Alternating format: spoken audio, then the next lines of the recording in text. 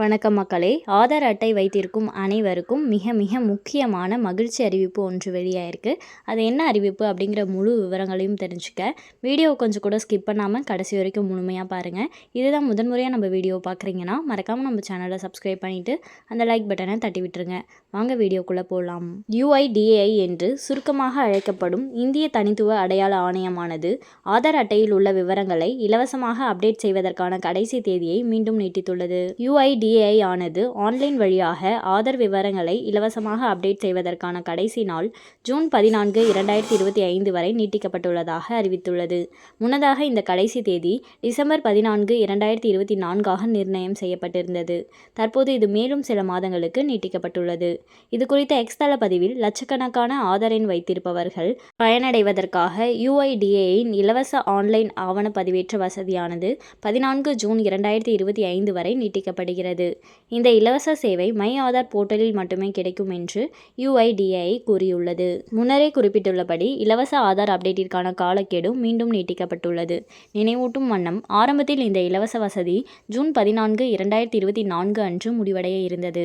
பின்னர் இலவச ஆதார் அப்டேட்டிற்கான காலக்கெடு மீண்டும் 2 முறை நீட்டிக்கப்பட்டது. முதலில் செப்டம்பர் 14 நிர்ணயம் செய்யப்பட்டு இறுதியாக டிசம்பர் 14 தேதியாக நிர்ணயம் செய்யப்பட்டது.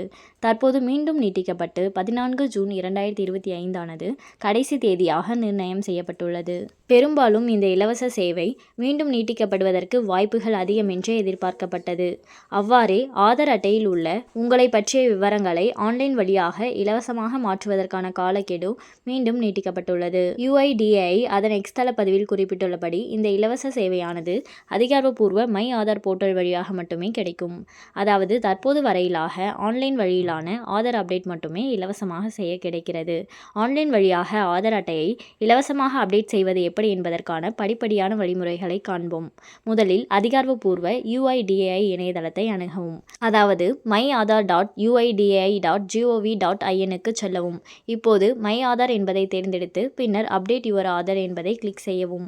இப்போது அப்டேட் ஆதார் டீட்டெயில்ஸ் ஆன்லைன் பக்கத்தில் டாக்குமெண்ட் அப்டேட் என்பதை தேர்ந்தெடுக்கவும்.